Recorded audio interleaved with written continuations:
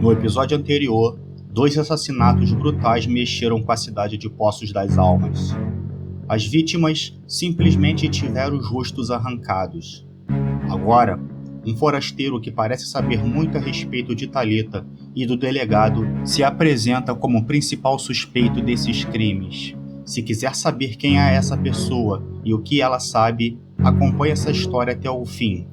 Não se esqueça de deixar o seu like e o seu comentário. Se está aqui e ainda não é inscrito, deixe a preguiça de lado e aperte o botão de se inscrever. E continue prestando bastante atenção, pois pode acontecer com você.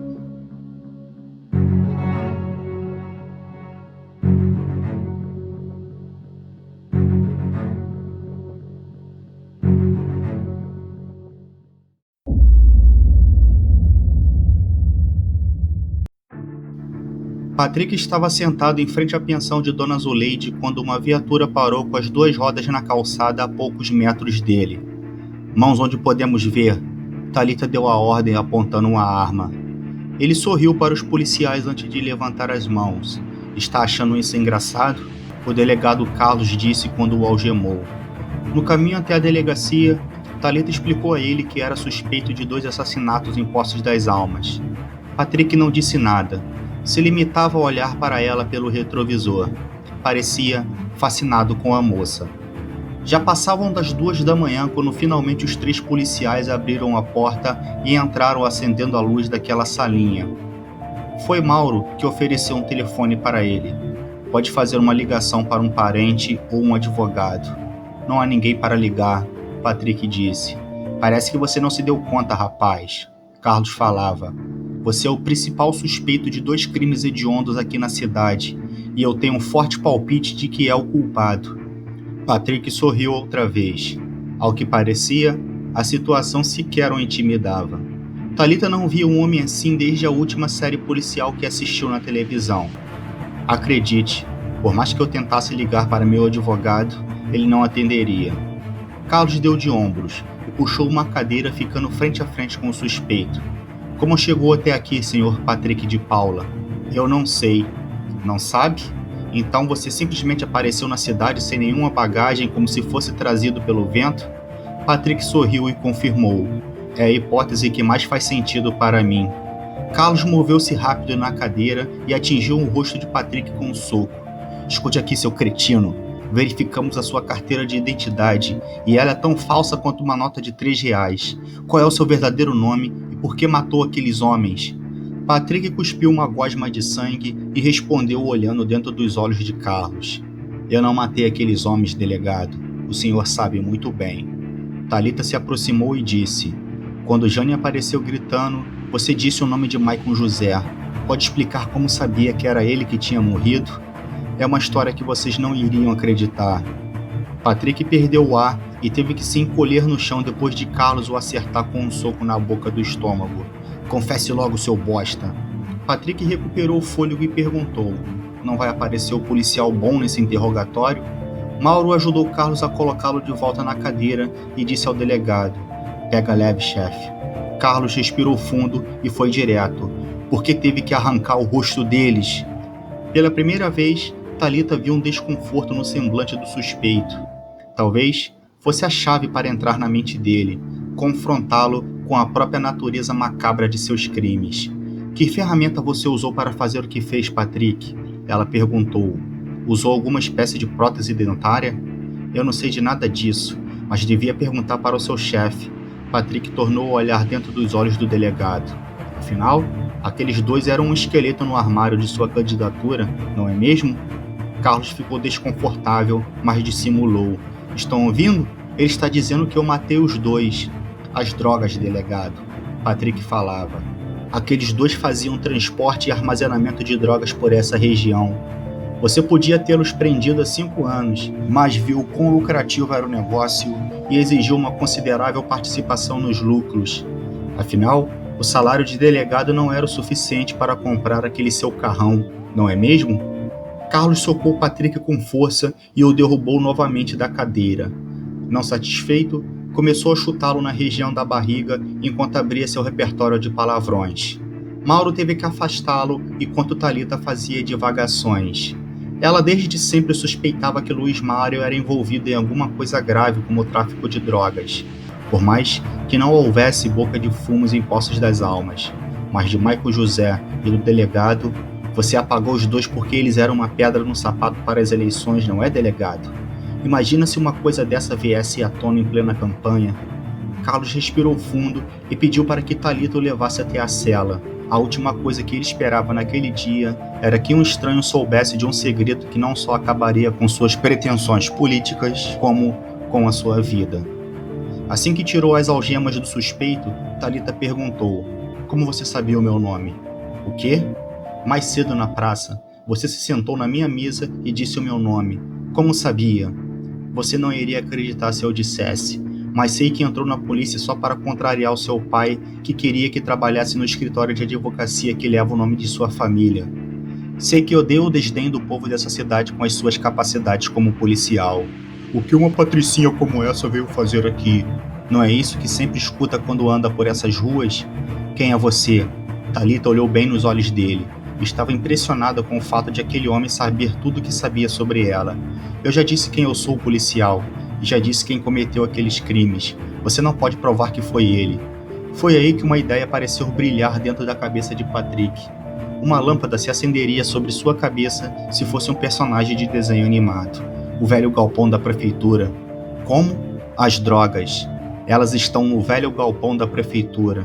Se for até lá, você será responsável pela maior apreensão dessa região. Talvez até encontre indícios do envolvimento do delegado. Mas tome cuidado com ele. Esse cara não hesitaria em matá-la.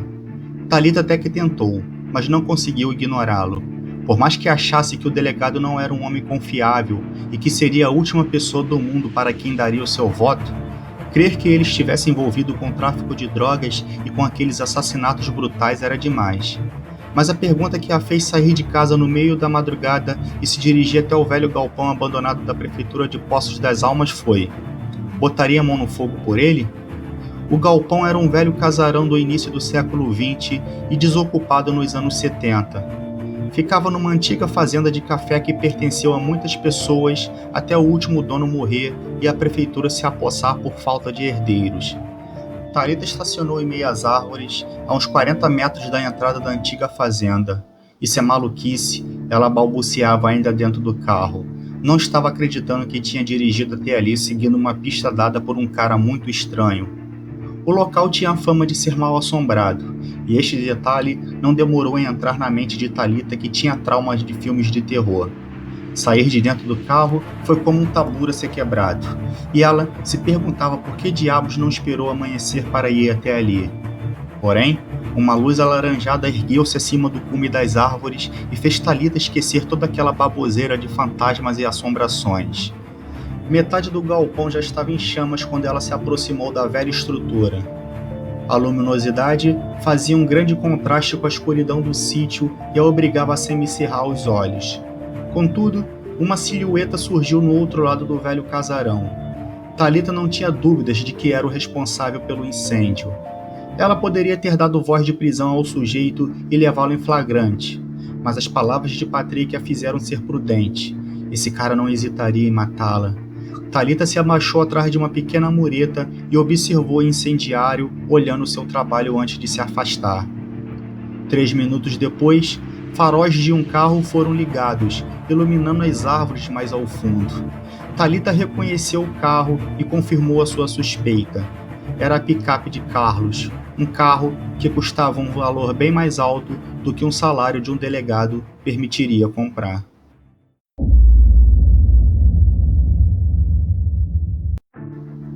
Eram quase 5 da manhã quando o delegado estacionou a sua picape na garagem e respirou fundo, deixando toda a tensão sair de dentro dos pulmões. Quando estava a 2 quarteirões de casa, ouviu as sirenes dos bombeiros. Carlos era um homem de múltiplas tarefas, fazia de tudo, desde levantar um muro a consertar um rádio velho. Por isso, provocar um curto-circuito para que o incêndio no velho galpão não parecesse criminoso não foi um trabalho dos mais difíceis. Tudo resolvido, disse. Com aqueles 2 mortos e com um galpão incinerado, não havia mais esqueletos em seu armário. Porém, O delegado não podia ignorar o tal de Patrick. Como ele tinha ficado sabendo do esquema das drogas? O cara era esquisito, mas não tinha pinta alguma de traficante. Enfim, era uma pergunta que ficaria sem resposta, pois em breve, até mesmo o estranho forasteiro seria uma peça fora do tabuleiro das eleições. Ele finalmente saiu do carro. Havia sido um dia muito longo e precisava de um banho e de pelo menos umas 5 horas de sono. Assim que bateu a porta da picape, um ovo o atingiu no peito e manchou a sua blusa e a sua gravata. Antes de a raiva o dominar, a pergunta: quem foi o babaca? Um sujeito de pele pálida e boné estava na rua encarando um delegado com outro ovo na mão. Você cometeu um grande erro, seu filho da puta. O delegado desviou do segundo ovo quando correu para fora da garagem segurando a arma. Se não quiser levar um tiro na bunda, é melhor parar, disse apontando a arma para o indivíduo que só podia ser um militante do prefeito Tomás, seu principal adversário político. O homem pálido cedeu às ordens do delegado. Vire bem devagar, seu safado. O homem se virou bem lentamente. O delegado se aproximava do indivíduo sem muita cautela, convicto de que daria uma coronhada naquele cretino e arrancaria o sorriso dos lábios dele. Foi então que o sorriso se ampliou, e os olhos do delegado se arregalaram, incapazes de crer no que estava acontecendo. A arma caiu, pois não havia mais forças para segurá-la. O ar ficava mais denso, pois seus pulmões tinham sido perfurados por uma coisa muito, mas muito improvável. Do corpo do homem se projetaram uma espécie de lanças orgânicas que perfuraram o próprio casaco e o corpo de Carlos. O delegado viu o homem recolhendo as lanças que se projetaram de seu corpo e caiu de joelhos. Ele mais tentava entender como era possível uma coisa daquela do que se dava conta de que sua vida estava no fim. « Quem é você? » perguntou numa voz fraca, que quase era um último suspiro. « Eu sou aquele que está ajudando Patrick de Paula. » O homem pálido respondeu. A boca dele se estendeu pelo rosto, transformando um sorriso largo em um sorriso inumano. Dentes afiados surgiram naquela bocarra que ocupava agora 2/3 da cabeça do homem pálido. « Não! » o delegado murmurou. Foi a sua última palavra. Thalita havia ligado para os bombeiros e fingiu ser a primeira a chegar ao local. Já era manhã quando o fogo foi finalmente controlado, mas o velho galpão e qualquer coisa que existia lá dentro não passavam de uma pilha de escombros e cinzas. As chances de um incêndio ter sido criminoso? Ela perguntou ao capitão do corpo de bombeiros. Não há indícios, policial. Era uma construção muito antiga e a fiação era dos anos 70. Pela minha experiência, foi um curto-circuito. Thalita assentiu um pouco decepcionada. O delegado Carlos era mais esperto do que se podia supor. Sem dúvida, fora meticuloso bastante para ter provocado o incêndio sem deixar rastros. Eu vou pegá-lo, delegado. Pode ter certeza que vou pegá-lo pelos assassinatos de Luiz Mário e Maicon José. Alguma notícia do delegado? Mauro perguntou, surgindo de repente. Thalita se assustou. Teve a bizarra impressão de que o colega tinha lido seus pensamentos. Não, ela respondeu em meio a um bocejo longo que fez seus olhos lacrimejarem. Em seguida, pediu para que ele cuidasse do local e a avisasse sobre qualquer novidade. Avisaria ao delegado, Mauro disse em provocação. Ele até tentou gostar de Thalita no começo, mas o modo como ela o contrariava mudou rapidamente o seu jeito de pensar. Que seja, Mauro. Enquanto dirigia de volta para casa, lutando para não dormir ao volante, Thalita pensava no forasteiro. Por mais misterioso que fosse, ela sabia que se quisesse pegar o delegado pelos assassinatos, iria precisar da ajuda dele. Assim que chegou, tomou um banho rápido e deixou-se cair sobre a cama, onde pegou no sono quase que imediatamente. Thalita sonhou com o delegado Carlos, pois estava um tanto quanto obcecada. Havia sido um sonho vívido, embora houvesse detalhes fora da realidade. No sonho, Carlos gritava com seu semblante bem fechado e as veias do pescoço saltadas. Provavelmente respondia às acusações que ela fazia a respeito dos assassinatos, mas Thalita não conseguia ouvi-lo. Uma música explodia naquele ambiente tão alta como uma explosão de uma bomba. Uma música que ela conhecia bem. Ela acordou num susto. Seu celular tocava sobre o criado mudo ao lado da cama com o nome de Mauro no display. Thalita estranhou a ligação. Ela definitivamente não esperava que o colega ligasse no meio da tarde. O que foi, Mauro? Estou te ligando o dia todo, por que não atende o telefone? Ele falava transtornado. Bem, estou aqui agora, diga o que quer, disse impaciente. Mataram o delegado Carlos.